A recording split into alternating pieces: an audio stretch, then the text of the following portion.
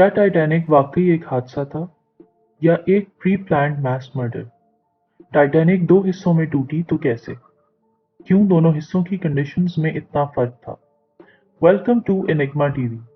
चलें आए आगे बढ़ते हैं इस कहानी के साथ।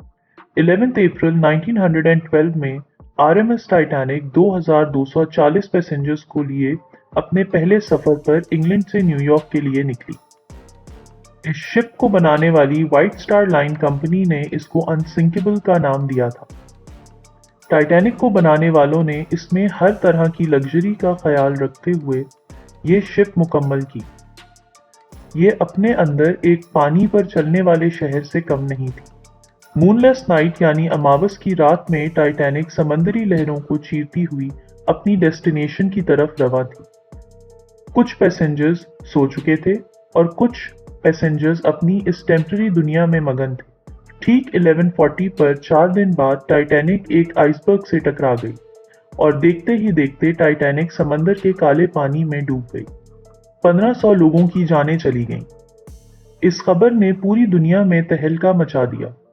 कहा जाता है कि वो लोग जो टाइटैनिक के साथ डूबे उनकी बॉडीज कभी ना मिली।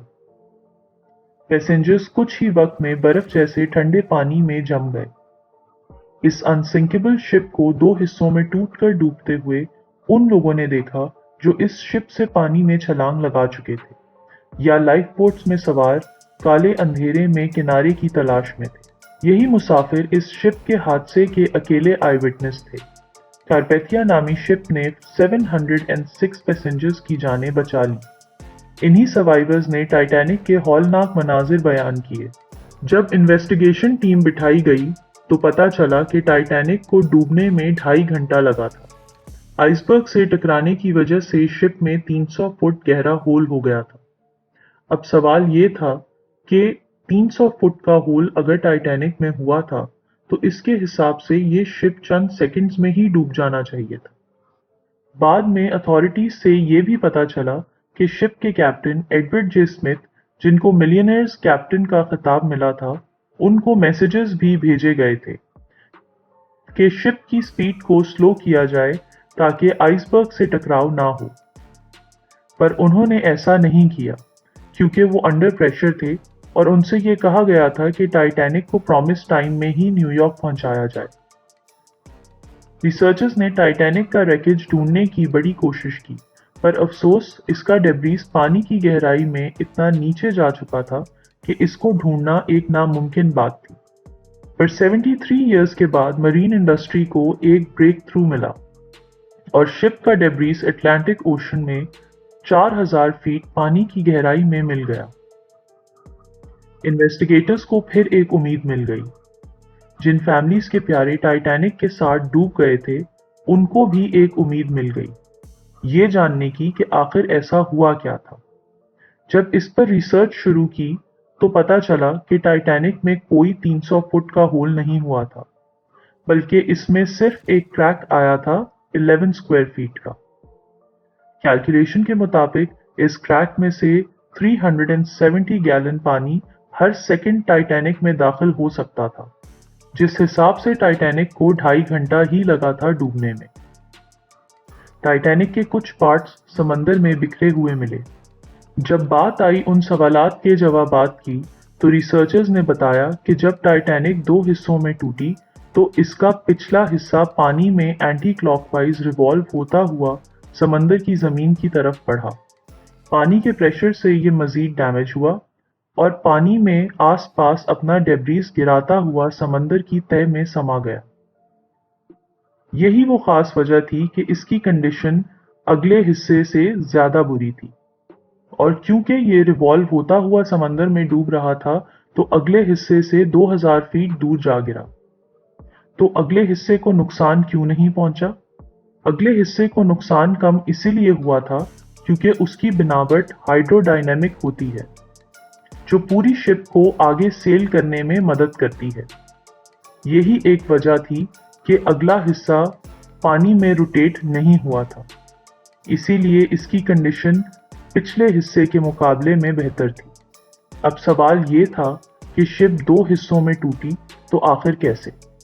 जब टाइटैनिक पर और गहरी इन्वेस्टिगेशन हुई तो पता चला कि 38,000 टन पानी बाउ सेक्शन यानी अगले हिस्से में भर गया था, जिसकी वजह से स्टर्न सेक्शन यानी पिछला हिस्सा 11 डिग्री पानी से ऊपर की तरफ उठा और लोड ज्यादा होने की वजह से ये शिप दो हिस्सों में टूट गई।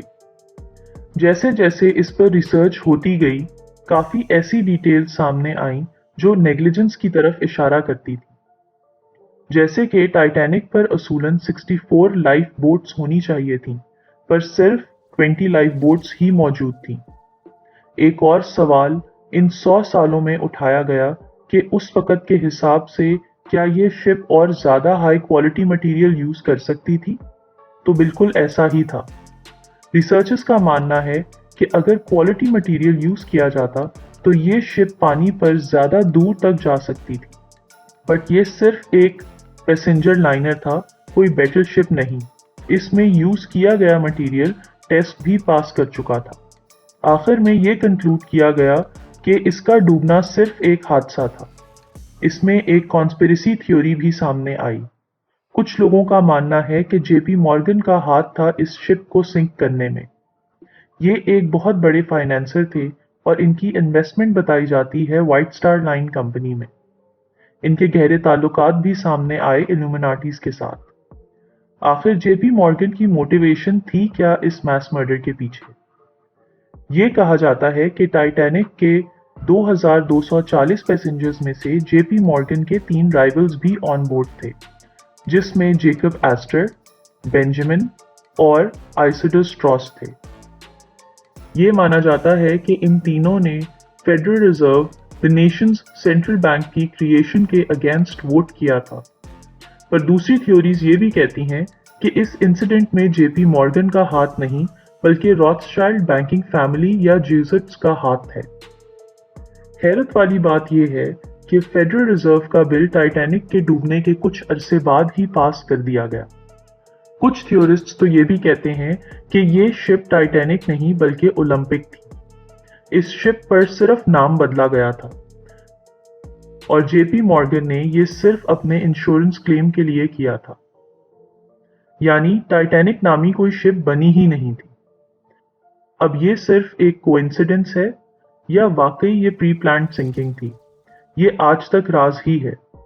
इस बात को कॉन्स्पिरेसी थ्योरी बताकर खत्म कर दिया गया और एविडेंस भी ऐसा कोई नहीं मिला जिससे मैस मर्डर प्रूव किया जा सकता।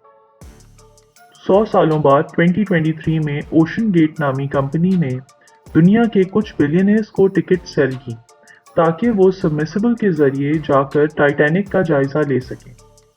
इसी तरह की कुछ सक्सेसफुल ट्रिप्स ओशन गेट पहले भी प्लान कर चुका था, पर अनफॉर्चुनेटली इस दफा इसमें सवार बिलियनर्स पानी में तो गए पर वापस ना आ सके। सबमिसिबल पानी के प्रेशर की वजह से फट गई। ऐसा क्या हुआ था सबमिसिबल के साथ? क्या ये सिर्फ एक हौलनाक वाकया था टाइटैनिक की तरह? अगर आप जानना चाहते हैं कि ओशन गेट की सबमिसिबल की क्या कहानी है, तो हमारे चैनल पर बेल आइकन जरूर दबाएं।